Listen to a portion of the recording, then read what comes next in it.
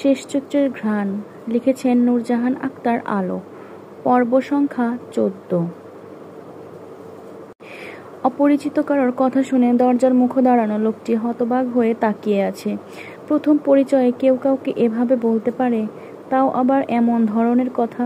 ওনার বিস্ময়মাখা মুখ দেখে নাদিমের মধ্যে হেলদোল দেখা দিল না। সে সরাসরি কথা বলতে পছন্দ করে। অপ্রিয় কথা মুখের ওপর চটাস করে বলার কারণে তার বাবা মাও তাকে গালি দেয়, কিন্তু অভ্যাস ছাড়তে পারে না। সে শতরূপা চৌধুরীর অ্যাসিস্ট্যান্ট হিসেবে নিয়োজিত 5 বছর। 5 বছরে কেসের সুবিধার্থে সে অনেক মানুষের সঙ্গে মিশেছে। ভালো মানুষের যেমন দেখা পেয়েছে, তেমনি গুটি কয়েক ছ্যাঁচড়াও কপালে জুটেছে। প্রায় অনেক সময় দেখা যায় অনেক চেম্বারে এসে অন্যের সাথে গল্প জুড়ে দেয়, যেন মাছের বাজার। কার বাপের কত বিঘা সম্পত্তি ছিল, বর্তমানে কত আছে, কার ভাতিজা ডাক্তার, কোন মহিলা ননদের স্বামীর সঙ্গে ভেগে গেছে, এসব গল্প জুড়ে বসে। এরপর ম্যাডাম একে একে ডেকে কেসের ব্যাপারে কথা বলা শুরু করলে তখন কথার মাঝে বলে বসে, মানে ম্যাডাম, বলছিলাম যে ওয়াশরুমটা কোন দিকে। সিরিয়াস কথার মধ্যে এই কথা শুনে বিরক্তির মাত্রা তরতর করে বেড়ে যায়। এমনিতে শতরূপা চৌধুরী সময় সচেতন মানুষ, বাড়তি কথা বলা পছন্দ করেন না উনি। ওনার মতে বাড়তি কথা যা কাজকর্মে ঢিলেমি করে বেশি। ওয়াশরুমে চক্করে 10 মিনিটের কথাতে যদি 25 মিনিট খরচ হয় তাহলে কিভাবে হবে। এজন্যই কেউ এলে মুখের ওপর এসব বলে, সচেতন করে দেয়, যাতে হাট না বসিয়ে পার্সোনাল কাজটা সেরে নেয়। এতে সময়ও বাঁচে, আলাপও দ্রুত হয়। অকপটে বলা কথা শুনে লোকটা আমতা আমতা করছে। নাহিদ দরজা থেকে সরে শাহাদত আঙুল দিয়ে ওয়াশরুম দেখিয়ে বলল, ওই যে ওইদিকে ওয়াশরুম। মধ্যবয়সী লোকটা সেদিকে তাকিয়ে দৃষ্টি সরিয়ে মিনমিন করে বলল, শতরূপা ম্যাডাম কখন আসবে? সময় মতো চলে আসবে, আপনি কাজ সেরে বসুন, ঠিক আছে? অতঃপর তিনি ভেতরে প্রবেশ করে চেয়ার টেনে বসলেন। নাদিমও তার টেবিলে কাজ করতে বসলো। এখানে এক জায়গায় নাহিদ লিখছে, আবার এক জায়গায় নাদিম লিখছে। আজব। সামনে অনেক ফাইল রাখা। এই কেসগুলোর সারমর্ম শতরূপা চৌধুরীকে জানতে হবে, তথ্য কালেক্ট করতে হবে, এর আবার আলাদা ফাইল তৈরি করতে হবে। গতকাল রাত থেকে যে ফাইল ধরেছে সব কটাই পরক্রিয়া কেস। পরক্রিয়ার প্যাচে পড়ে ডিভোর্সও যেন দুধ ভাত। নাদিম টাইপ করতে করতে মধ্যবয়সী লোকটার দিকে একবার তাকালো। দেখে মনে হচ্ছে ভদ্রগোছের ভদ্র মানুষ। বাকিদের মতো ফিসফাস না করে চুপটি করে মেঝের দিকে তাকিয়ে আছে, গভীর ভাবনায় বিভোর। নাদিম কি মনে করে হাতের কাজ থামিয়ে ওনাকে ডাকলো। ডাকটা শুনে উনি ভদ্র বজায় রেখে নাহিদের সামনে চেয়ারে বসলো। নাহিদ হাঁক ছেড়ে কদম নামে একটা ছেলেকে ডেকে 2 কাপ চা দিতে বলে ওনাকে বলল, কোথা থেকে এসেছেন? মাদারীপুর থেকে। অনেক দূর? গতকাল রাতে বের হয়েছি, পৌঁছালাম। আসলে বাবা, ধৈর্যে আর কুলায় না বলেই আসতে বাধ্য হয়েছি। কেন, কি সমস্যা? মেয়ের জামাই খুব অত্যাচার করে। কথায় কথায় আমার গায়ে মেয়ের জামাই খুব অত্যাচার করে, আমার মেয়ের গায়ে হাত তোলে, আমার জায়গায় জমি আর নামে লিখে দিতে বলে। মেয়ে প্রতিবাদ করায় পরশুদিন সে আমার গিন্নির হাত পুড়িয়ে দিয়েছে। আপনার ছেলে মেয়ে কয়জন কাকা? ওই গোলামের পুতের নামে কেস করেছিলেন? একটাই মেয়ে আমার, সঙ্গদোষে পালিয়ে বিয়ে করেছিল। গিয়ে দেখে ছেলের ঘর বাড়ি কিছু নেই। ছেলে বস্তির টোকায়, বস্তিতে এক আত্মীয়র বাসায় থাকে। পরে সবকিছু জানাজানির পর আমার বাড়িতে উঠেছিল। আমারও একটাই আদরের মেয়ে, মাইয়া। কষ্ট দেখতে না পেরে আমিও সুযোগ দিয়েছিলাম। ভেবেছিলাম ছেলের মতো তাকে সঙ্গে নিয়ে বেড়াবো, কাজ জোগাড় করে দেব। সরল মনে এসব ভেবে ঘরে তুলেছিলাম। এখন মেয়ে জামাই আমাকেই বাড়ি ছাড়তে বলে, মারধর করে। আপনি কি করবেন কাকা? নাম কি আপনার? আমার নাম খালেক ব্যাপারী। আমি বেসরকারি একটা স্কুলে শিক্ষকতা করতাম, গত বছর অবসর নিয়েছি। ওহ, তা এখন কি করতে চাচ্ছেন? আমাকে সায়ন বাবা পাঠিয়েছে, ম্যাডামের সঙ্গে নাকি কথাও হয়েছে। এখন ম্যাডাম আমাকে যা বলবে, যেভাবে বলবে আমি সেভাবেই ব্যবস্থা নেব। কোন সায়ন? ম্যাডামের বড় ভাইয়ের ছেলে শাহরিয়ার চৌধুরী সায়ন? জি। ওনাদের এই কথোপকথনের মাঝেই গাড়ি হর্ন শোনা গেল। শতরূপা চলে এসেছে দেখে নাদিম বের হলো। শেখ বিনয়ভাবে সালাম দেওয়ার আগে বাইরে অনেক মানুষের কথা শুনতে পেল। 2-একটা বাংলা গালিও কানে এসে বিঁধল। শতরূপা নিজের চেম্বারে চলে গেলে নাদিম কৌতূহলবশত মূল ফটকের দিকে দাঁড়ালো। ইশারায় দারোয়ান থেকে জানতে চাইল ঘটনা কি। দারোয়ান জানালো, এক প্রতিবেশী আরেক প্রতিবেশীর বাড়ির সামনে মাছের নাড়ি বুড়ি, গোবর পচা ডিম ছুঁড়ে মারে। এসবের কারণে ওই বাড়ির 2 বুড়ি দুজনের ঘনিষ্ঠ বান্ধবী। এরপরে যা হয়েছে যা। কোনো কিছু নিয়ে ঠুকাঠুকি হলেই তারা একে অপরের বাড়িতে ন্যাস্টি জিনিসপত্র ছোড়াছুড়ি করে, আবার কেউ কাউকে ছাড়া থাকতেও পারে না। তাদের ঝগড়া থামাতে গেলেও রেগে যায় তারা। এ কথা শুনে নাদিম কোনো প্রতিক্রিয়া দেখালো না, মনে মনে দোয়া করলো এমন ঢ্যাঙ্গামারা বন্ধুত্বগুলো আজীবন বেঁচে থাক। দুপুরের পর ঘুম থেকে উঠেছে শীতল। ক্ষুধার চোটে এখন চোখে ঝাপসা দেখছে। কোনো মতো গোসল করে দৌড়ে নিচে নেমেছে সে। কোনো কথা না বলে রান্নাঘর থেকে খাবার নিয়ে ঝটপট খেতে বসলো। প্রথম লোকমা মুখে পুড়ে চিবোতেই বাইরে থেকে শুদ্ধ এলো। লাট সাহেব বসলো সিঙ্গেল সোফায়। বড় মার পানির গ্লাস এগিয়ে দিয়ে ঢক ঢক করে গিলে সোফায় গা এলিয়ে দিল, যেন যুদ্ধ জয় করে ফিরল কেবল। সেন্টার টেবিলের ওপর রাখা ব্যাগ খুলতে খুলতে শীতলা চৌধুরী শুধালেন, সব এনেছিস বাপ? বাদ পড়েনি তো কিছু?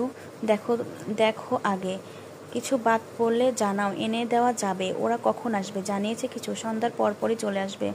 আচ্ছা। এভাবে দুই গিন্নি আর শুদ্ধর মধ্যে টুকটাক কথাবার্তা চলছিল। সারাফাত আর সাফওয়ান চৌধুরী অফিসে। শামসিজন দুপুরে খাইয়ে জোর করে ঘুম পাড়িয়েছে সিরাত। তখন সিমিনার শখকে নামতে দেখা গেল। কি নিয়ে কথা বলতে বলতে নামছে তারা। সিমিন শখকে নিয়ে ড্রয়িং রুমে পা রাখতে শুদ্ধ শখকে বসতে ইশারা করলো। শখ মা চাচিদের মুখের দিকে একবার তাকিয়ে ধীরে সুস্থে বসলো। তবে মুখ চুপসে গেছে তার। বুঝতে বাকি রইল শুদ্ধ সিরিয়াস কিছু বলবে তাকে। জরুরি কিছু বলার থাকলে সে এভাবে ডেকে পাঠালো। আবারও বিয়ের ঝামেলায় পড়তে হবে কিনা ভেবে বুকের থুকথুকানি বেড়ে গেছে তার। বেশিক্ষণ অপেক্ষা না করিয়ে তখন শুদ্ধ বলল, পড়াশোনা কেমন চলছে? ভালো। আমি বারবার এক কথা জিজ্ঞেস করব না, তবে এখন যা জানতে চাই আশা করি সরাসরি জবাব দিবি। কাউকে পছন্দ করিস? আমি পড়াশোনা করতে চাই ভাইয়া, বিয়ে করব। এটা কি আমার প্রশ্নের আনসার হলো? না। কি না? পছন্দ নেই ভেবে বললি? পরের অন্য গান গাইতে যেন না শুনি। এখনো সময় আছে, ভেবে জানা। তেমন কেউ নেই। সন্ধ্যার পর গেস্ট আসবে, রেডি থাকিস। এঙ্গেজমেন্ট করা থাক। 1.5 বছর পর আহনাফ ফিরলে বিয়ে সম্পূর্ণ করা হবে। আহনাফের কথা শুনে শখ দৃষ্টি তুলে এক পলক ভাইয়ের দিকে তাকালো। কিন্তু এখন বিয়ে করতে চায় না সে। বিয়ের পর বেশিরভাগ মেয়ের স্বপ্ন জলাঞ্জলি দিতে হয়। ছোট থেকে তার স্বপ্ন ডাক্তার হওয়া। এতদিন সে সেভাবেই নিজেকে গড়ে তুলেছে। এমনকি একটা ছেলে জ্বালাতন করার মিথ্যা কথা বলেছিল সে। তার বপ আছে। শীতলের সামনে কথাটা বলায় বাড়ির সবার কাছে সে কথা পৌঁছে গেছে। সবাই ভাবে তার পছন্দ আছে, কিন্তু তেমন কিছু না। এ অবধি অনেক ছেলে আছে প্রস্তাব দিয়েছে, কিন্তু কেন জানি না কারোর প্রতি অনুভূতি জাগেনি। মনে হয়নি মানুষটা একান্তই নিজের মানুষ, আরাধনার মানুষ। শখ আর একটা কথাও বলল না, চুপ করে বসে রইল। তখন সিরাত তার কাঁধে হাত রেখে বললেন, ছেলেটা খুব ভালো, আমাদের সবার বেশ পছন্দ। তোরা খুব ভালো থাকবি। মোট কথা, তোরা পড়াশোনা নিয়ে আহনাফ কিংবা তার পরিবারের কোনো সমস্যা নেই। বরং তুই চাইলে তোকে বাইরের দেশে থেকে ডাক্তারি পড়া কমপ্লিট করাবে। বড় ভাইয়া বাসায় আসেনি? না, তবে আহনাফ নাকি সায়নের কাছে আগে প্রস্তাব দিয়েছিল। সায়ন তোর বাবাকে জানিয়েছে। তোর বাবা ছেলেও তার পরিবারের খোঁজ খবর নিয়েছে, শুদ্ধও চেনে। সেও বলেছে ছেলেটা অমায়িক। তারপর আহনাফের বাবা একদিন তোর বাবার অফিসে গিয়ে আবারও প্রস্তাব রাখে। আহনাফ নাকি চলে যাবে, যাওয়ার আগে কিছু করে যেতে চায়। তাই ভেবেচিন্তে দু পরিবার এঙ্গেজমেন্টটা করিয়ে রাখার সিদ্ধান্ত নেয়। এভাবেই টুকটাক কথা হচ্ছিল শখকে নিয়ে। রোজই হয়, তাই সেদিকে না তাকিয়ে শীতল খাওয়াতে মন দিয়েছে। পছন্দের ডিশ পেয়ে অন্যদিকে তাকানোর সময় নেই। কিন্তু আহনাফ নামটা কর্ণকুহরে পৌঁছাতে মাথা তুলে তাকালো। খেতে খেতে মিটিমিটি হাসলো। যাক, আহনাফ তাহলে তার দুলাভাই হবে। এঙ্গেজমেন্টের কথা শুনে প্লেট নিয়ে গেল সবার কাছে। ধপ করে বসলো শুদ্ধর পাশে সোফায়। তারপর গদগদ হয়ে বলল, আপু, তোমাদের দুজনকে যা লাগবে না, পুরাই রাজ্যটক। বড় ভাইয়ের সামনে একথা শুনে শখ লজ্জায় মুখ কাঁচুমাচু করে বাহানা দেখিয়ে উঠে গেল। ব্যাগ হাতে সিরাত গেলেন রান্নাঘরের দিকে। শুদ্ধ ফোন স্ক্রল করছে দেখে শীতল বলল, ভাইয়া বাজারে গিয়েছিলেন? আমার জন্য রসমালাই এনেছেন? না। কেন, জানেন না আমি রসমালাই পছন্দ করি? তা জেনে আমি কি করব? তোকে দেখতে আসছে যে ঘটা করে তোর জন্য হাবিজাবি আনতে হবে? এক বোনের জন্য আরেক বোনকে অবহেলা করতে পারেন না, এটা অন্যায়। আমাকে রসমালাই এনে দিন। আমি তোর বাপের চাকর? তোকে রোজ রসমালাই গেলানোর জন্য আমাকে টাকা দেয় তোর বড় আব্বু? নাকি তুই আমার মালকিন যে যা বলবি আমাকে তাই শুনতে হবে? কোনোটাই না। তাহলে ভাগ এখান থেকে। একথা শুনে শীতল মুখ ভোঁতা করে সেখান থেকে উঠে রান্নাঘরে গেল। গেস্টদের জন্য কয়েক ধরনের মিষ্টি আনা হয়েছে। সিতারা সেসব তুলে রাখছে। তাকে রান্নাঘরে দেখে দুটো মিষ্টি প্লেটে তুলে দিলেন সিতারা। সে মিষ্টি হেসে পুনরায় ফিরে গেলে ডাইনিং টেবিলে। দু পা নাচাতে নাচাতে মিষ্টি কামড় বসিয়ে কিছু ভাবলো। সে কদিন যাবৎ কাজিন রিলেটেড উপন্যাস পড়তে শুরু করেছে, তাও সবার নজর এড়িয়ে চুপি চুপি। শুদ্ধ দেখলে খবর আছে তার। তবে যে বইটা পড়েছে সেখানে নায়ক সবসময় নায়িকাকে বকে, মারে, আবার যখন যা চায় তাই এনে দেয়। অথচ এই বিশুদ্ধ পুরুষ এত মারে বকে কিন্তু যা চায় এনে দেয় না, বরং আনার জন্য জেদ দেখালে দু থাপ্পড় মেরে দেয়। ইস, বাস্তব জীবনের গল্প কেন যেন উপন্যাসের মতো সাজানো হয় না। বিকেল পেরিয়ে এখন সন্ধ্যা। অনিন্দ ধরনের বুকে নেমেছে নিকষ কালো রাতের আধার। ব্যস্ত নগরীর মানুষগুলো ছুটছে আপন গৃহালয়ে ফেরার তাড়ায়। ফলস্বরূপ পথে ঘাটে বেঁধেছে অসহ্যকর জ্যামের চক্করে পড়ে আধা ঘন্টার পথ 2.5 ঘন্টা পার করে কিছুক্ষণ আগেই বাসায় ফিরেছেন শারাফাত চৌধুরী। ক্লান্ত পরিশ্রান্ত দেহে ফ্রেশ না হয়েই আগে শখকে রুমে ডেকেছেন। শুনেছেন বিয়ের কথা শুনে থেকে মেয়ে মরা হয়ে বসে আছে। হ্যাঁ না কিছুই বলেনি মেয়েটা। মেয়ে যে এখন বিয়ে করতে চায় না এ কথা উনিও জানেন। কিন্তু আর কতদিন মেয়েকে ধরে বেঁধে রাখবেন? মেয়ে হয়ে যখন জন্মেছে তাকে পরের ঘরে যেতেই হবে।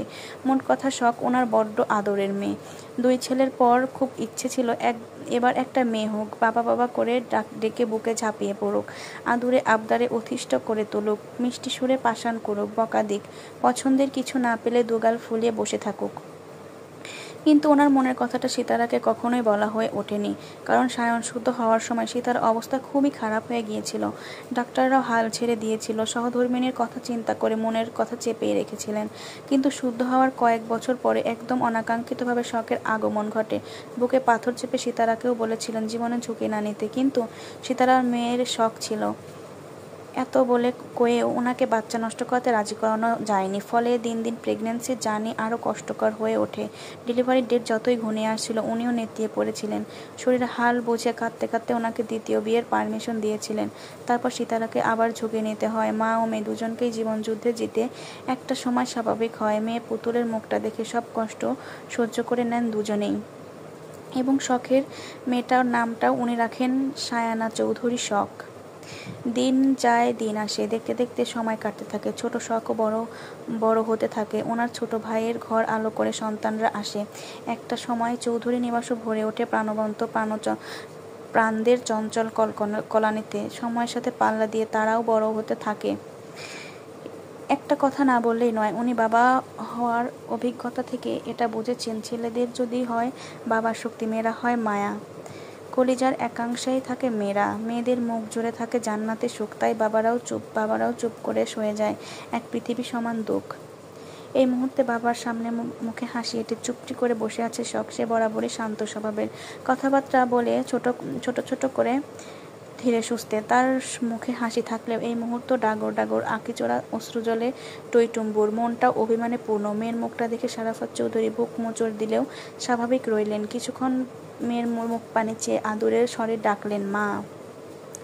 বাবার স্নেহমাখা ডাক শুনে শখের চোখ থেকে জল গড়িয়ে গেল। বাবার বুকে ঝাঁপিয়ে পড়ে খুব করে কাঁদতে ইচ্ছে করলো। কিন্তু এ কাজ কি আর সাজে? বড় হয়েছে এখন, হবু ডাক্তারও এত আবেগী হলে তো চলে না। তবে এত চেষ্টা করেও কোনো মতো চোখের জল আটকাতে পারল না সে।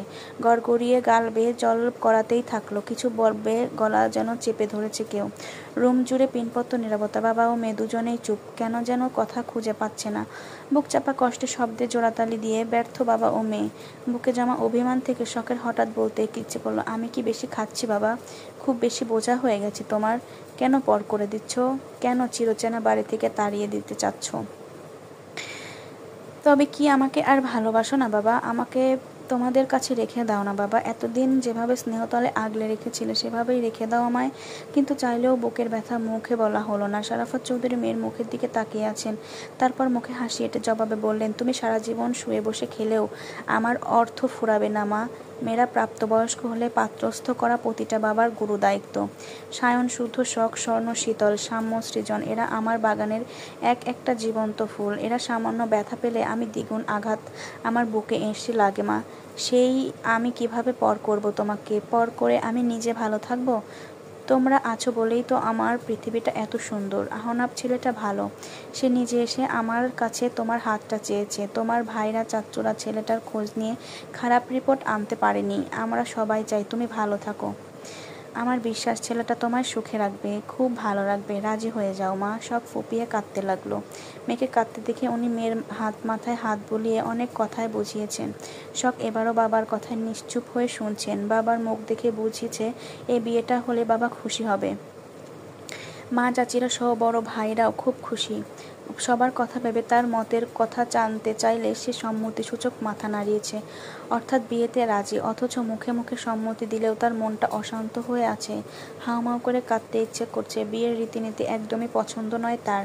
কারণ বিয়ের ছলে সম্পর্কের রূপ বদলায়, ধরন বদলায়। বিয়ের আগে বাপ ভাইরা যতই বলুক সম্পর্কগুলো আগের মতোই ঠিকঠাক থাকবে, আদৌ তা হয় না।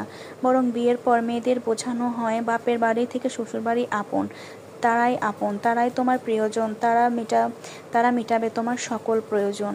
সেখানেই যাও, সেথায় তোমার আপন ঠিকানা। রক্তের বন্ধনকে বুড়ো আঙুল দেখিয়ে আপন করে নাও অচেনা মানুষগুলোকে। কষ্ট হলেও কিছু করার নেই, বাধা দেওয়ার মতো জোর নেই। এটাই মেয়েদের ভবিতব্য, মানতেই হবে, যেতেই হবে শ্বশুর বাড়ি। এখন বাপের বাড়ির মেহমান তুমি। পেলে পুষে বিয়ে দেওয়ার পর বাপের বাড়ি থাকার সময় ফুরিয়েছে তোমার। অন্যের ঘরের ঘরণী তুমি। প্রদীপ হয়ে আলোকিত করো অন্যের জীবন, অন্যের সংসার।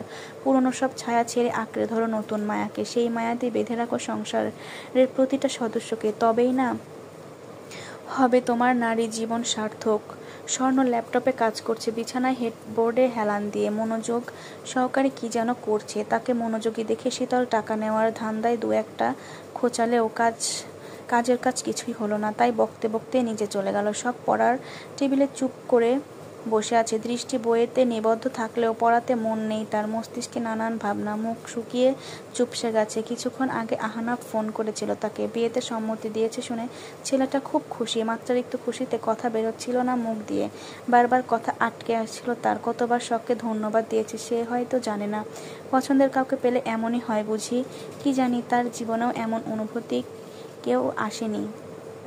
ঘটা করে কাউকে ভালোবাসি বলা হয়নি, মন দেওয়া নেওয়া হয়নি। সে বাবার রুম থেকে এসে পড়ার টেবিলে বসেছে, নীরবে জানিয়েছে সে বিয়েতে রাজি। কিন্তু মনের তোলপাড় বন্ধ হচ্ছে না, হাত পা অনবরত কাঁপছে। আর কিছুক্ষণ পরে আহনাফরা চলে আসবে, হাতের রিং পরিয়ে তাকে বউ হিসেবে চিহ্নিত করবে। দুই পরিবারে নতুন করে সম্পর্ক জুড়বে, সম্বন্ধনেও পরিবর্তন আসবে। এসব নানান কথা ভেবে শখ বইয়ের পাতায় উল্টাতে স্বর্ণের উদ্দেশ্যে বলল, আমার কি বিয়ে করা উচিত স্বর্ণ? স্বর্ণ তাকালো না, শক্ত করে নিচের ঠোঁট কামড়ে ধরে দ্রুত গতিতে টাইপ করছে সে। তীক্ষ্ণ দৃষ্টিতে তাকিয়ে আছে ল্যাপটপের দিকে। শখের কথাটা শুনে সাথে সাথে জবাব দিল না, বরং একটু সময় নিয়ে হাতের গতি কিছুটা কমিয়ে এনে ধীরে সুস্থে উত্তর বলল, উচিত? কেন উচিত? তোমার হবু বর মানুষ হিসেবে পারফেক্ট। একজন পারফেক্ট মানুষই পারে পারফেক্ট পার্টনার হতে। নরম সরম মেয়েরা একা বাঁচতে পারে না। বাঁচতে চাইলে পৃথিবীর নিষ্ঠুর মানুষরা তাদের বাঁচতে দেয় না। হয় নারী খেকোড়া কলঙ্কের কালে লেপ্টে দেয়, নয়তো খুবলে খেয়ে পৃথিবী থেকে বিতাড়িত করে। এজন্য মেয়েদের নিরাপদ আশ্রয় দরকার, ছায়া দরকার, মন ভরে কাঁদার জন্য হলেও বিশ্বস্ত বুক দরকার। আহনাব ভাই নিঃসন্দেহে ভালো মানুষ, তাকে নিয়ে সংশয় রেখো না, বরং মেনে নাও। ভুলে যেও না শুদ্ধসায়ন ভাইয়ের কলিজা আমরা 3 বোন।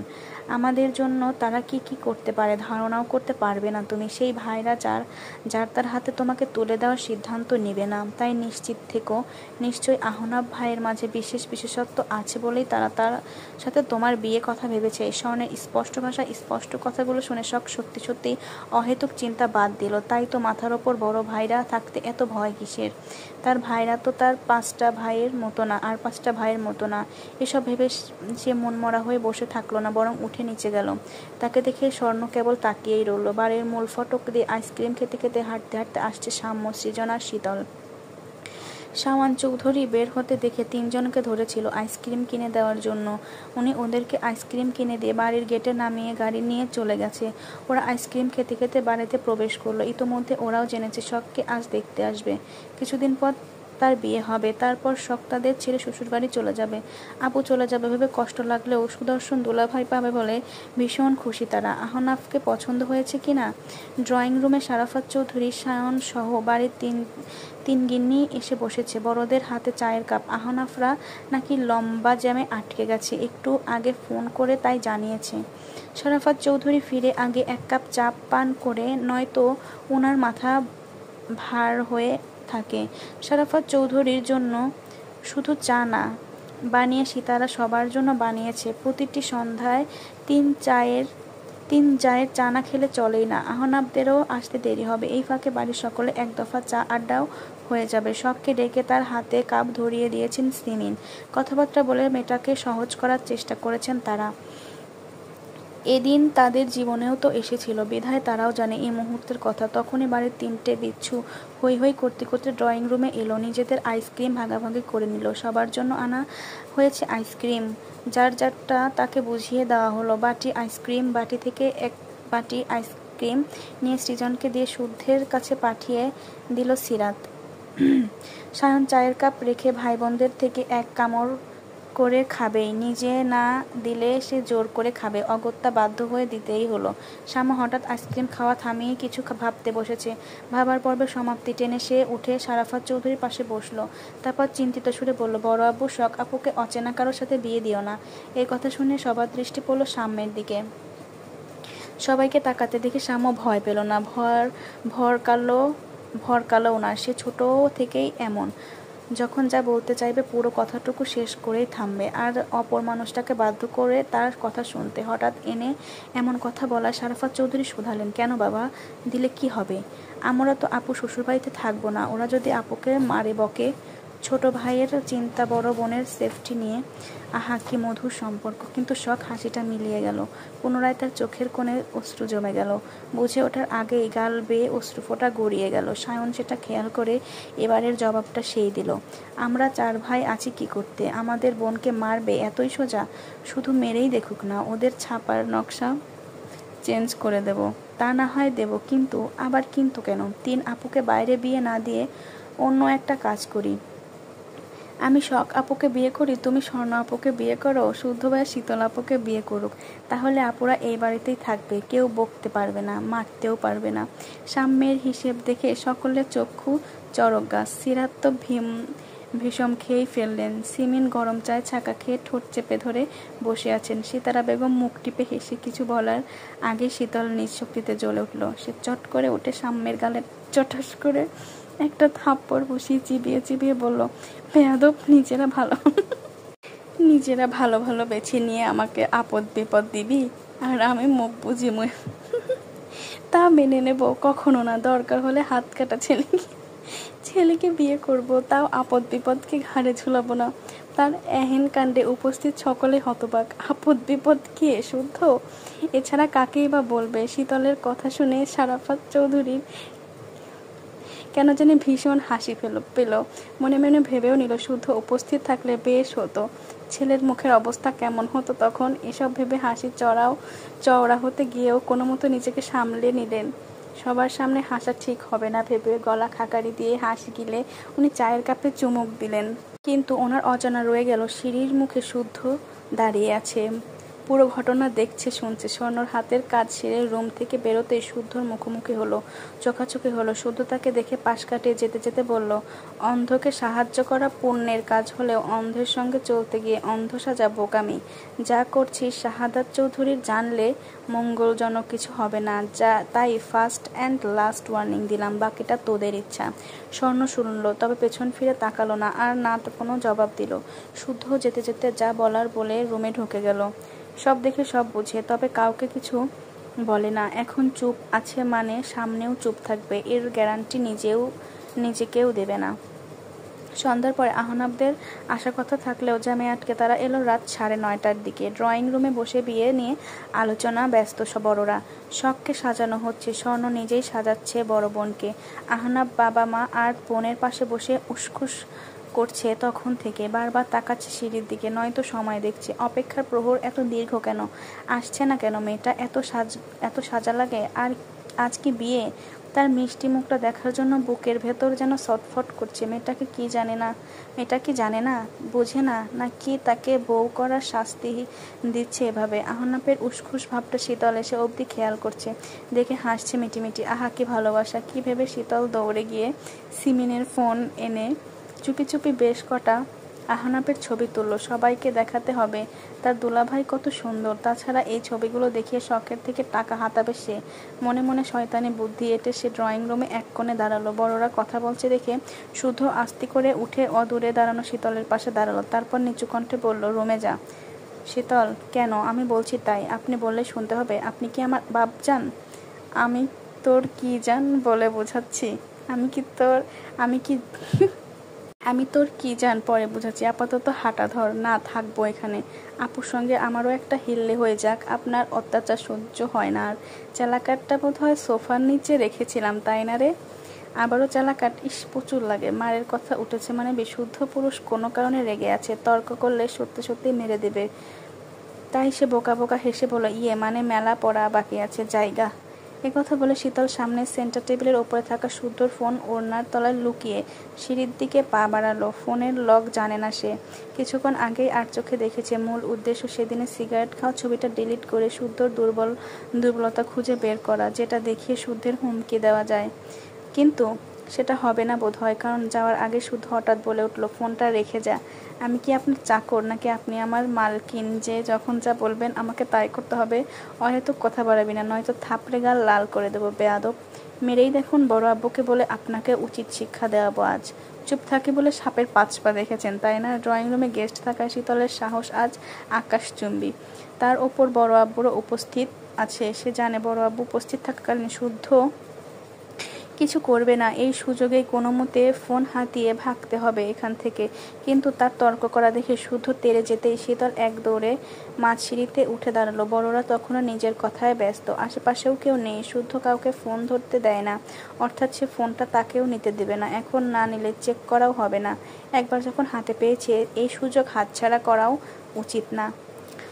কথাখানা তার মস্তিষ্কে টোকা মারতেই সে কোনো কিছু না ভেবেই জামার ভেতরে ফোনটা ঢুকিয়ে নিল। আপাতত এটাই যেন নিরাপদ জায়গা। বিশুদ্ধ পুরুষ আর যাই হোক, এবার আর কেড়ে নেওয়ার সাহস দেখাবে না, আর না নোংরামি করতে এগিয়ে আসবে, এইটুকু বিশ্বাস তার আছে। এদিকে তার কাণ্ডে সেখানেই দাঁড়িয়ে পড়েছে শুদ্ধ।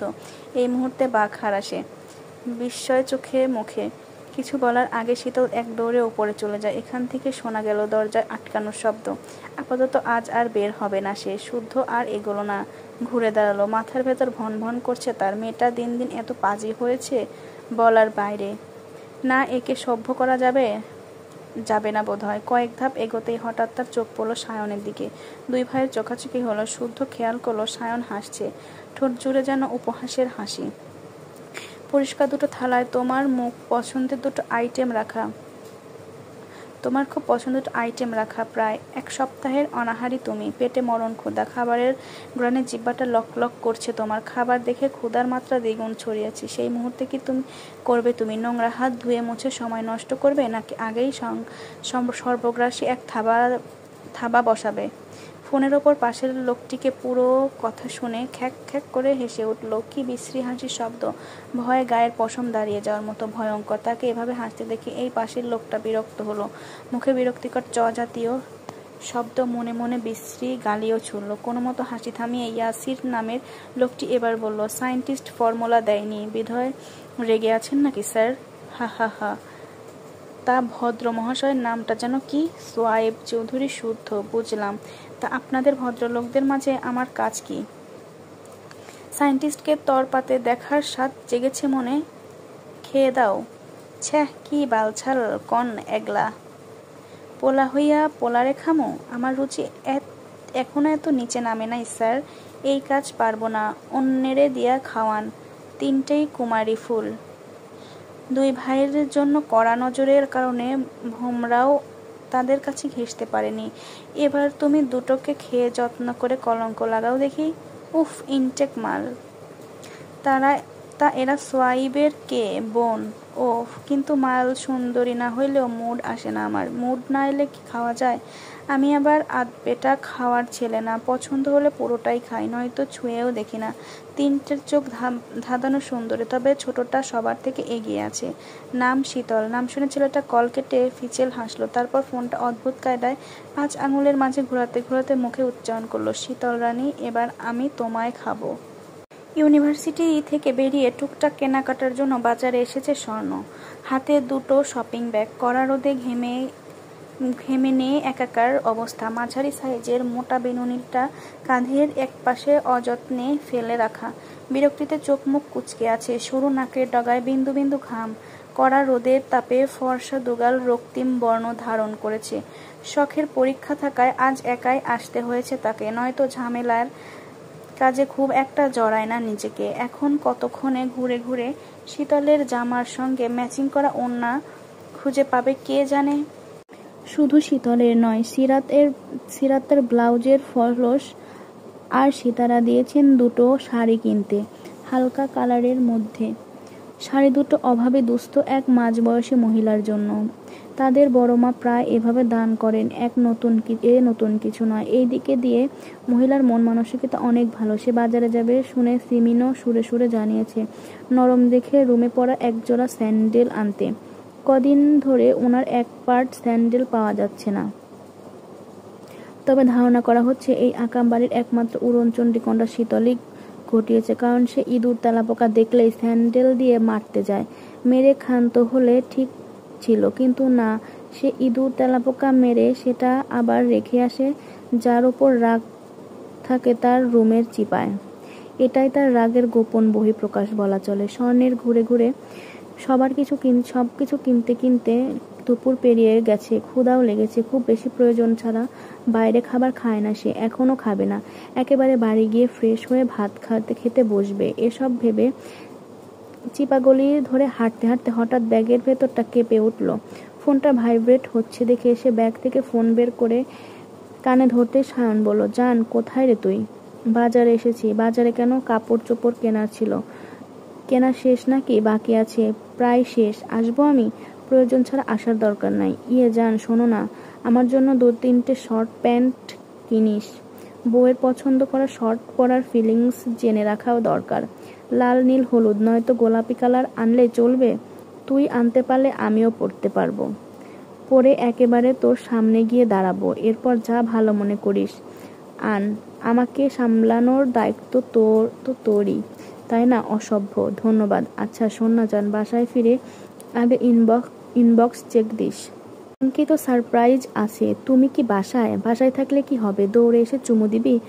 ধরে নাও দিতাম, বাসায় ছিলাম না, তবে এখনই যাচ্ছি। তুইও তাড়াতাড়ি চলে আয় জান, তোর চুমুর অপেক্ষায় আমি। স্বর্ণ জবাব দিল না, খট করে কল কেটে দিল, নয়তো এই পাজি ছেলে কথা বাড়াতেই থাকতো। সে হাতের ব্যাগগুলো ধরে সামনে এগোতে দৃষ্টি পড়ল একটি শাড়ির দিকে। ভীষণ সুন্দর শাড়িটি, কালো রঙা শাড়িটি, গোল্ডেন পার। মেয়ে হলেও তার কেন জানি কেনাকাটা সাজগোজ খুব একটা পছন্দ না। যতটুকু না করলেই নয় ততটুকুই করে, কারণ তার মতে কেনাকাটা সাজগোজ শো অফ নিয়ে পড়ে থাকা ছাড়াও অনেক কাজ রয়েছে মেয়েদের জীবনে। সাজগোজ নিয়েই পড়ে থাকলে সফল হয়ে স্বপ্ন ছোঁয়ার আশায় এগোতে হবে না। যেখানে কষ্ট আছে, পরিশ্রম আছে, সেখানে সাফল্য আছে, শুধুমাত্র সময়ের অপেক্ষা। সে শাড়িটার দিক থেকে নজর সামনে এগিয়ে ফিরে এলো। শখকে শাড়িটা বেশ মানাবে। মূলত শখের কথা মাথায় রেখে শাড়িটা কিনে নিল সে, সঙ্গে নিল ম্যাচিং ব্লাউজ। শখের চমৎকার গড়নের শরীরে শাড়িটি চমৎকার লাগবে। তাছাড়া এঙ্গেজমেন্টের গিফট হিসেবে কিছুই দেওয়া হয়নি বড় বোনকে। অথচ আহনাব আর শখের এঙ্গেজমেন্ট হয়েছে আজ প্রায় 1 সপ্তাহ হতে চলল। সেদিন তাদের এঙ্গেজমেন্ট করিয়ে 1.5 বছর পর বিয়ের অনুষ্ঠানের সিদ্ধান্ত নেয় বড়রা। ততদিনে শখের পাসপোর্ট ভিসাও রেডি হয়ে যাবে। অনুষ্ঠানের পরপরই আহনাব শখকে নিয়ে চলে যাবে বাইরের দেশে। সেখানে গিয়েই শখ ডাক্তারি পাশ করবে। আহনাব একথা জানালে সবাই পছন্দ হয় প্রস্তাবখানা। শখ অভিমান করে সম্মতি জানায়। মেয়ে রাজি দেখে বড়রা আর কিছু বলে না, কারণ হাতে এখনো অনেক সময়ের আছে। এর মধ্যে যদি কারো মন পরিবর্তন হয় তাহলে অন্য সিদ্ধান্ত নেওয়া যাবে। মোট কথা, ছেলে মেয়ে দুটো যেভাবে ভালো থাকে, পরিবার সেভাবেই সিদ্ধান্ত নিবেন। এদিকে আহনাফেরও ছুটি শেষ, 2 দিন পর আর তার ফ্লাইট। প্রতিবার দেশে এসে যাওয়ার সময় খারাপ লাগা কাজ করলেও এবার যেন দ্বিগুণ খারাপ লাগছে তার, কষ্টও হচ্ছে, মনে হচ্ছে কলেজা ছিঁড়ে রেখে যাচ্ছে। কেন এমন হচ্ছে? শখের জন্য?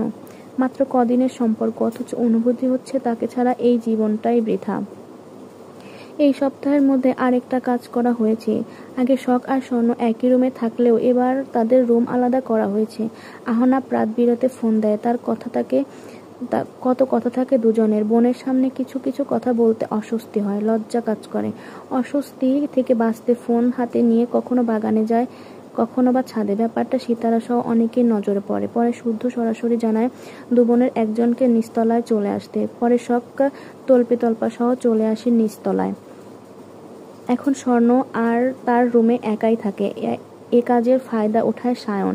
সে রাতে বিরাতে তখন স্বর্ণের রুমে চলে আসে। তারপর লাট সাহেব হয়ে আদেশের ফোয়ারা ছড়ে, এই যান, পা জোড়া টিপে দে, মাথা টিপে দে, খেতে দে, আরো কতবার বলেছে এভাবে যখন তখন রুমে না আসতে, কিন্তু তার কথা শুনলে তো, বারণ করলে উল্টো জেদ করে আসে। নিত্যদিনের নানান ঘটনা ভাবতে ভাবতে শীতলের নাম্বার থেকে ফোন এলো। কল রিসিভ করে কানে ধরতেই শোনা গেল তার চঞ্চল কণ্ঠস্বর। এই আপু, আমার ওড়নাটা পেয়েছো? না, খুঁজছি। আচ্ছা খুঁজো আপু, তোমার জন্য একটা শাড়িও এনো প্লিজ। আমার জন্য একটা শাড়িও এনো প্লিজ। শাড়ি কি করবি? পরবো। আমি বাবাকে বলেছি, বাবা এখনই তোমাকে বিকাশ করে দেবে। আমি একটা শাড়ির ছবি পাঠাচ্ছি, দেখো এমন ধরনের নিবি কিনা। দাও। শখের জন্য নেওয়া শাড়িটা শীতলকে দেখাতে শীতল লাফিয়ে উঠল। ভীষণ পছন্দ হয়েছে তার। আবদার জুড়ে বসলো 3 বোনের জন্য একই রকম শাড়ি কিনতে। 3 বোন একই শাড়ি পরে একসাথে ছবি তুলবে। কিন্তু দুর্ভাগ্যবশত কালো শাড়িটা স্টক আউট। অগত্যা শীতলের জন্য অনিয়ন কালারের শাড়ি পছন্দ করলো স্বর্ণ। তার ধারণা মতে এই শাড়িতে শীতল ভীষণ আদুরে লাগবে। বোনের কথা শুনে শীতল লজ্জা পেল, আবার বায়না ধরল শাড়ির সাথে পরার জন্য চুড়ি টিপ ম্যাচিং করে কিনে আনতে। স্বর্ণ বিরক্ত হলেও মেনে নিল ছোট বোনের আবদার। তারা কথা বলতে বলতে শাহাদাত চৌধুরী অ্যাকাউন্ট থেকে টাকাও চলে এলো। স্বর্ণ শাড়ি পরে না, এ অবধি 2-1 বার পরেছিল, কয়েক মিনিট পরে খুলে ফেলেছে। শাড়িটারই পছন্দ না তার, কিন্তু শীতলের জেদে কাছে হার মেনে তাকেও একটা শাড়ি নিতে হলো। সে নিল ছাই রঙের সুতি শাড়ি। তারপর টুকটাক আরো কিছু কেনাকাটা করে কয়েক ধাপ এগোতে কনকের মুখোমুখি পড়ল। কনক তাকে দেখে হাসি খুশি মুখে বলল, ভালো আছেন আপু? আপনি? আছি একরকম। কোথায় গিয়েছিলেন? কাজ ছিল। ও, কিছু কথা বলার ছিল আপু। বলুন। অঙ্কন কোথায়? অঙ্কনকে? আহা, সো ফানি। কড়া রোদে দাঁড়িয়ে ফান করতে ইচ্ছে করছে না যে আপু। অন্যদিকে ফানের ফোড়ায় নিয়ে বসবো না হয়। আজ কাজের কথা বলি, কাজ কিংবা অকাজ জানি না, সেই হিসাব করাও সময় হাতে নেই। তবে যার কথা জিজ্ঞেস করছেন আমি তাকে চিনি না, তাই জানিও না উনি এখন কোথায়। সায়ন ভাই তো জানে, তাহলে সায়ন ভাইয়ের থেকে জেনে নিন আসি। এ কথা বলে স্বর্ণ আর দাঁড়ালো না, চোখ মুখ শক্ত করে হাঁটা ধরল। তাকে যেতে দেখে কনক ঘাড় চুলকে শয়তানি হেসে বলল, শালি একটা চিজ বটে। এ কথা বলে হাসতে হাসতে প্রস্থান করলো সে। স্বর্ণ সিএনজি ডেকে উঠে বসলো তাতে। তারপর বাসায় ফ্রেশ হয়ে গেল। ওয়াশরুম থেকে বেরোতে আটকা পড়লো কারো বাহুডরে। পুরুষালী চেনা স্পর্শ পেয়ে নড়াচড়া করলো না সে, বরং চুপটি করে সেভাবেই দাঁড়িয়ে রইল। অনুভব করলো একান্ত ব্যক্তিগত পুরুষের ছোঁয়া। উন্মাদ পুরুষটিও সুযোগ বুঝে স্থির থাকতে পারল না, বরং নেশাগ্রস্তের মতো টেনে নিতে থাকলো স্বর্ণের চুলের শ্যাম্পুর ঘ্রাণ, লতানো দেহে বিদেশি সাবানের ঘ্রাণ। হাতটা অবাধ্য হয়ে ঘুরতে লাগলো কোমরের আশেপাশে। সিতারা সিরাত শিমিন চৌধুরী কিছুক্ষণ আগে হন্তদন্ত হয়ে বেরিয়েছে সিতারা অসুস্থা মাকে দেখতে। হঠাৎ মায়ের অসুস্থতার কথা শুনে সিরাত কাঁদতে শুরু করে। সাফওয়ান চৌধুরী মিটিংয়ের তার ফোনটা ওনার কেবিনে সাইলেন্ট অবস্থা বেজে চলেছে। পরে মেজমা যাকে সামলাতে ওনারা সঙ্গে যান। ওনারা রাস্তার মোড়ে যেতেই সায়নের সঙ্গে দেখা হয়। শখও চলে আসবে একটু পর। শীতল কলেজ থেকে ফিরে খেয়ে ঘুমিয়েছে বিধায় তাকে ডাকেনি। বাড়ির গাড়িতে যাচ্ছে দেখে সায়ন সাবধানে যেতে বলে বাড়িতে ঢুকলো। ড্রয়িং রুমে কেউ নেই দেখে উপরে চলে এলো। শীতলের রুমের দরজাটা বন্ধ। পরে ঘুমাচ্ছে বোধহয়, ঘুম কাতুরে পাগলিটা। আরেক কন্যা কি ফিরেছে নাকি বাজারে রয়ে গেছে এখনো? স্বর্ণ ফিরেছে কিনা তো দেখতেই রুমে ঢুকে পানির শব্দ পেয়ে বুঝলো সে ওয়াশরুমে, তাই অপেক্ষা করতে থাকলো তার বের হওয়ার। 10 মিনিটের মাথায় বের হতে স্বর্ণে আটকা পড়লো বাহুডরে। গালে পেলে পুরুষালী কণ্ঠের স্পর্শ, গ্রীবার পেল খোঁচা খোঁচা দাড়ির খোঁচা। ধীরে ধীরে এই স্পর্শ গাঢ় হচ্ছে দেখে স্বর্ণ নিজেকে ছাড়াতে চাইল, কিন্তু সায়ন ছাড়তে অনিচ্ছুক। সে নিজের মতো করে স্বর্ণের শরীরের স্পর্শ ল্যাপটাতে ব্যস্ত। স্বর্ণ জোরপূর্বক সায়নকে নিজের থেকে ছাড়ানোর চেষ্টা চলমান রেখে বলল, সিগারেট খেয়ে আমার কাছে আসতে বারণ করেছিলাম না? বারণ করলেই শুনতে হবে নাকি? হবে না। বীর পুরুষরা সবসময় বউয়ের কথা শোনে না, না শুনলে অনেক ভুগতে হয়। ক্ষুধা লেগেছে, ছাড়ো। আমারও। ফ্রেশ হয়ে এসো, খাবার বাড়ছি আমি। খাবার তো আমার হাতের মুঠোয়, কিন্তু খেতে আর পারছি কই। স্বর্ণজান আমার, চল না বিয়ে করে ফেলি। সায়নের হালকা গলায় কথাগুলো শুনে স্বর্ণ নিজের ছাড়াতে জোরাজুরি শুরু করলো। পাজি লোকটা আবার ফাজলামি শুরু করেছে। তাকে জোর প্রয়োগ করতে দেখে সায়ন ঠোঁট কামড়ে হাসলো। স্বর্ণের পেট খামচে ধরে দুগালে শব্দ করে চুমু খেলো। তারপর কাঁধে মুখ ডোবাতেই রুমের দরজা খুলে ভেতরে ঢুকে থমকে দাঁড়িয়ে গেল শখ। ওর ফোনের চার্জারটা নিতে এসেছিল, আর এসেই যে এমন ঘটনার সাক্ষী হবে কল্পনাতেও করেনি সে। রুমে তৃতীয়কার উপস্থিতি টের পেয়ে স্বর্ণ সায়ন চোখ তুলে তাকিয়ে দ্রুত গতিতে ছিটকে দৌড়ে চলে গেল। শখ নিজেও লজ্জা পেয়ে দৃষ্টিজোড়া রেখেছে মেঝের দিকে। একরাশ অস্বস্তিতে ডুবে কিছু বলার ভাষা পেল না শখ। দাঁড়িয়ে থাকবে নাকি চলে যাবে বোধগম্য হলো না তার। আপন ভাইয়ের সঙ্গে চাচাতো বোনকে এমতাবস্থায় দেখে নিজেও বাঘ হারিয়ে ফেলেছে। এখন রুমে চলছে পিটপতন নীরবতা। কে কি বলবে বুঝে উঠতে পারল না। তিনজনের কেউই। সায়ন বোনের কাছে ধরা খেয়ে চুপ করে দাঁড়িয়ে মাথা চুলকাচ্ছে। আবার স্বর্ণের মুখের দিকে তার খুব হাসি পাচ্ছে। সে আমতা আমতা করে কিছু বলতে গিয়েও থেমে গেল। এবার মাথা চুলকে পাশ কাটিয়ে তার রুমে চলে গেল। ভাইকে যেতে দেখে শখ টেবিলের ওপর থেকে চার্জারটা হাতে নিল। এক পলক তাকালো স্বর্ণের দিকে, তারপর স্বাভাবিকভাবে বলল, আমি যা ভাবছি তাই। অকপটে স্বীকার করে নিল স্বর্ণ। তার গলা কাঁপলো, আর না থতমত খেয়ে প্রসঙ্গ পাল্টানোর বৃথা চেষ্টা চালালো। শখও কথা বাড়ালো না। হতেই পারে, যুগ আপডেট, কাজিন লাভ এখন কমন ব্যাপার হয়ে দাঁড়িয়েছে। তারা যদি একে অপরের সঙ্গে ভালো থাকে, থাকুক না, সমস্যা কি? তবে বাড়ির লোক ব্যাপারটা কেমনভাবে নিবে এটা ভাববার বিষয়। তাছাড়া শাহাদাত চৌধুরী সায়নকে অপছন্দ করার কারণ খুঁজে পাবে বলে মনে হয় না। রাজনীতি করা নিয়ে একটু আপত্তি করলেও মনে হয় না রিজেক্ট করবে। মনে মনে কথা ভেবে ধরা খাওয়ার পর সায়নের মুখের বেহাল দশা স্মরণ করে ঠোঁট টিপে হাসলো শখ। বাড়তি প্রশ্ন করে আর কাউকে অস্বস্তিতে ফেলতে চাইল না দেখে কথা বাড়ালো না। চলে যাওয়ার জন্য পা বাড়াতে স্বর্ণ ডাকলো। ডাক শুনে সে ঘুরে তাকাতেই স্বর্ণ বলল, আপু, আপাতত কাউকে বলো না। কেন? সময় হোক, তখন না হয় সবাইকে জানিও। শুধু ঢাকা গেছে আজকে প্রায় 4 দিন হচ্ছে। ঢাকা থেকে গতকালকে ফ্লাইটে গেছে সুইজারল্যান্ড। হঠাৎ সেখানে কেন, কি কাজ, কবে ফিরবে এসবে কিছুই বলেনি সে। কথায় কথায় শুধু জানিয়েছে সেখান থেকে ফিরে একেবারে বাড়ি চলে আসবে কিছুদিন পর। রমজান মাস। পূর্বের দিনগুলো ঢাকায় থাকলেও এবারের পুরো রমজান পরিবারের সাথে কাটাবে। পেশাগত দিক থেকে যা কাজ বাড়িতে থেকে সারবে। আপাতত আর কোথাও যাবে না। একথা শুনে একজন বাদে খুশি বাড়ির সকল সদস্য। সেই একজন আর কেউ নয়, শীতল। কথাটা শুনে মুখ বাঁকিয়েছে, গালি দিয়েছে। আজকাল শুদ্ধ বাড়িতে ঘন ঘন থাকছে, যেটা ওর পছন্দ হচ্ছে না। পুরুষ মানুষ এত বাড়িতে থাকবে কেন? তারা বাইরে টই টই করবে, নয়তো কাজে মশগুল থাকবে। 3 বেলা খেতে এলো, নয়তো কাজ ছেড়ে একেবারে রাতে ফিরবে। যুগের পর যুগ পুরুষরা তো তাই করে আসছে। নারী থাকবে ঘরবন্দি আর পুরুষ থাকবে বাইরে, কারণ পুরুষতান্ত্রিক সমাজে পুরুষরাই সংসারের রাজা। শখের বিয়ে ঠিকঠাক শুরু হওয়ার পর থেকে বাড়িতে আমেজ আমেজ ভাব, খুশি খুশি রব চারদিকে। সুখ সমৃদ্ধি যেন ছড়ানো চৌধুরী নিবাসের প্রতিটা আনাচে কানাচে। সব প্রথম অভিমান করলেও এখন সব মেনে নিয়েছে। আহনাপের সঙ্গে কথা হয় রোজ। আহনাপ হুটহাট করে দেখা করে চমকে দেয়। দুজনে ঘুরে খায়, ছবি তোলে, সময় কাটায়, টুকটাক কেনাকাটাও করে।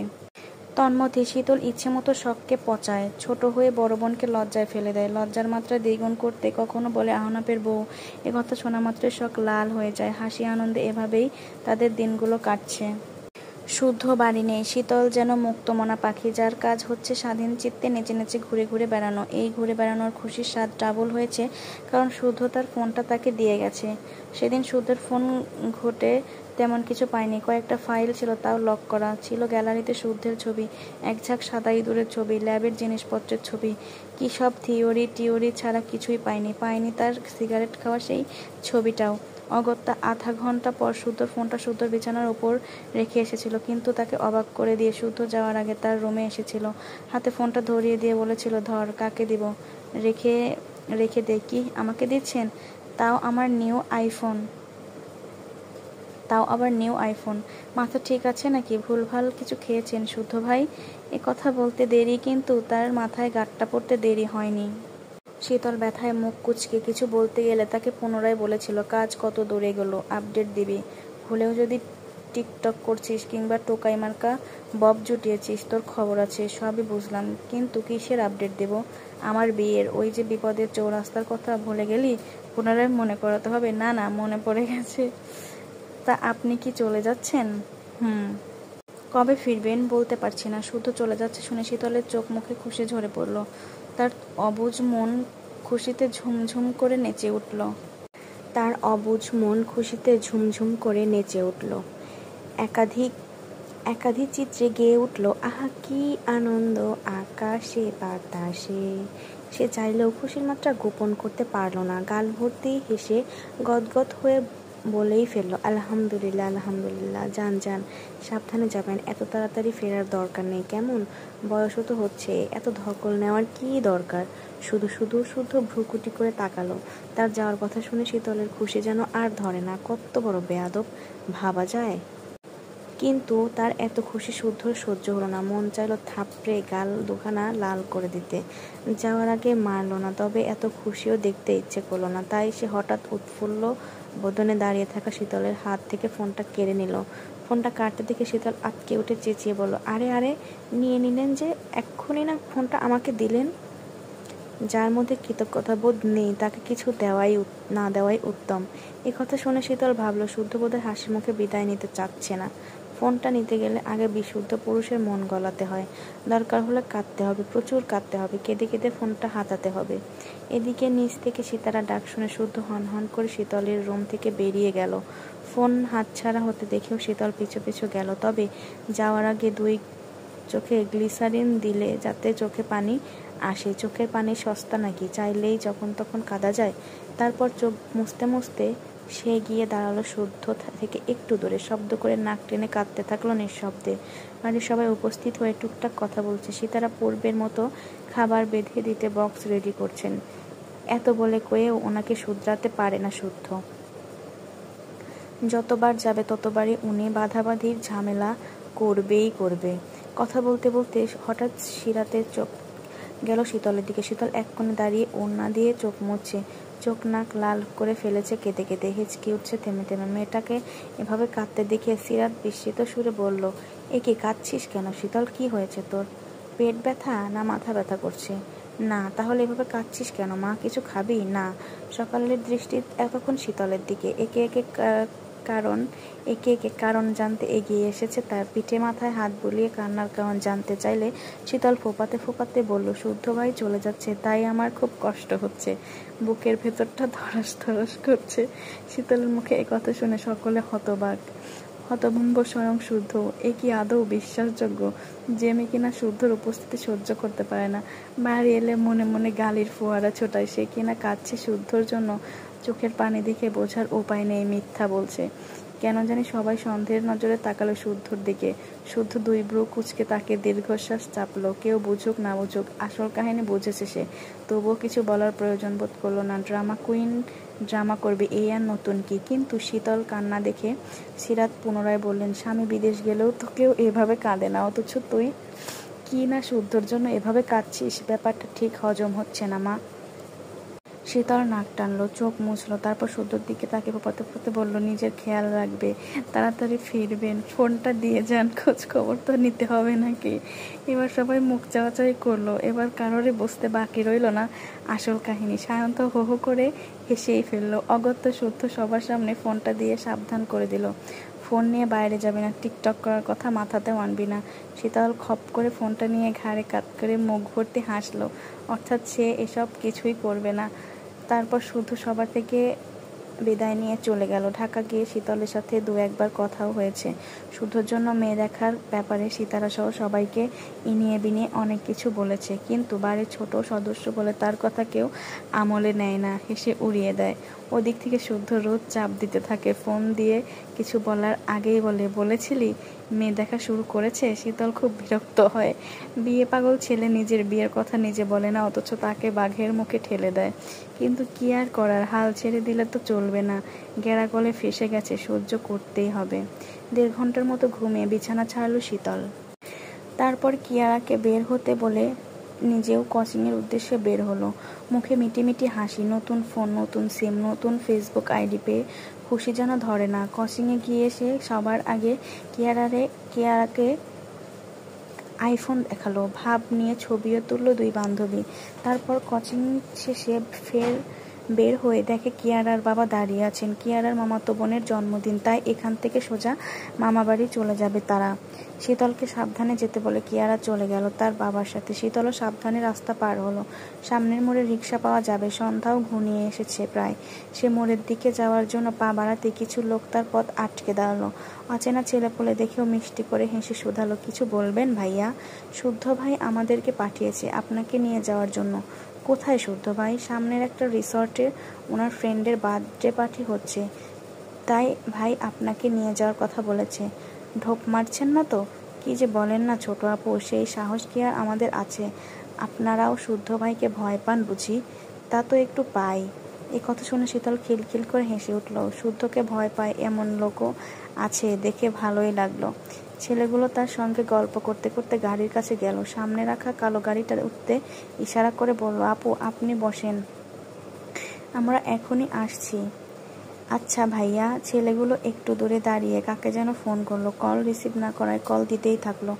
নিজেরা গুজুর গুজুর করে সামনের দোকান থেকে সিগারেট কিনলো। তাদের মতিগতি খেয়াল করে শীতলের কেমন যেন লাগলো। কোথায় নিয়ে গেলে সায়ন শুধু নিজে নিয়ে যায়, কখনো তো কাউকে পাঠায় না।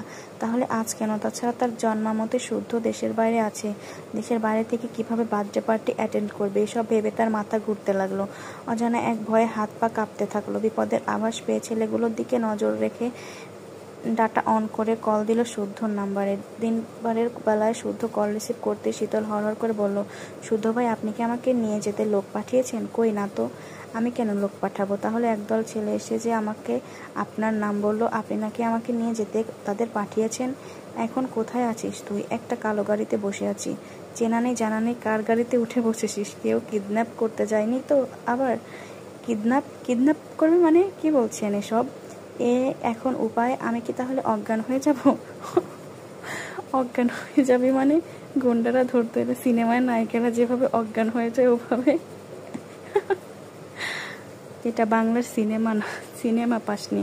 পালা বেয়াদব, এক্ষুনি গাড়ির দরজা খুলে দৌড় দে। ওরা তো গাড়ির কাছে দাঁড়িয়ে আছে, যেভাবেই হোক তাদের চোখ ফাঁকি দিয়ে পালিয়ে যা শীতল। এতক্ষণ ব্যাপারটা সহজভাবে নিলেও এবার শীতলের ঘাম ছুটে গেল। শুদ্ধর কথা বলার ধরনই বদলে দিচ্ছে, সে মজা করছে না। লোকগুলোকে সে পাঠায়নি, অর্থাৎ পুনরায় নিজের বোকামি নিজেই ফেসে গেছে সে। কিন্তু এরা কারা? তাকে কোথায় নিয়ে যেতে চায়? সে ভয়ে ভয়ে বলল, ভয় লাগছে শুদ্ধ ভাই? ভয় নেই, গাড়ি জানালার দিকে দিয়ে দেখ আশেপাশের লোকজন আছে কিনা, যদি থাকে সেদিকে দৌড়ে যা। আমি এখনই ভাইয়াকে যেতে বলছি। শুদ্ধর চিন্তিত কণ্ঠস্বর, শীতলের ভয়ার্ত কণ্ঠস্বর শুনে তার বুকের ভেতর কেমন করে যেন মোচড় দিয়ে উঠেছে। কপাল বেয়ে সরু ঘাম ঝরতে শুরু করলো। তবুও শীতলকে স্বাভাবিক রাখতে বলেই গেল, শীতল হ্যালো হ্যালো, আমি কথা শুনতে পাচ্ছিস? ফোন বন্ধ করিস না। যেভাবেই হোক ফোনটা যেন অন থাকে। প্রয়োজনে ফোন সাইলেন্ট করে সেদিনের মতো সেফ জোনে লুকিয়ে রাখ। এ কথা বলতে না বলতে কয়েকজন কথা শোনা গেল। বুঝলো শীতলের সঙ্গে হাতাহাতি হচ্ছে ওদের। শীতল সমানে চেঁচাচ্ছে, বাঁচান শুদ্ধ ভাই, এরা সত্যি সত্যি আমাকে কিডন্যাপ করে নিয়ে যাচ্ছে। শুদ্ধ ভাই এরা আমাকে। শীতলের পুরো কথা সে শোনা গেল না। এরপরেই ফোনটা অফ হয়ে গেল। কোনোভাবেই না ফোনের কল ঢুকলো না আর না লোকেশন ট্র্যাক করা গেল।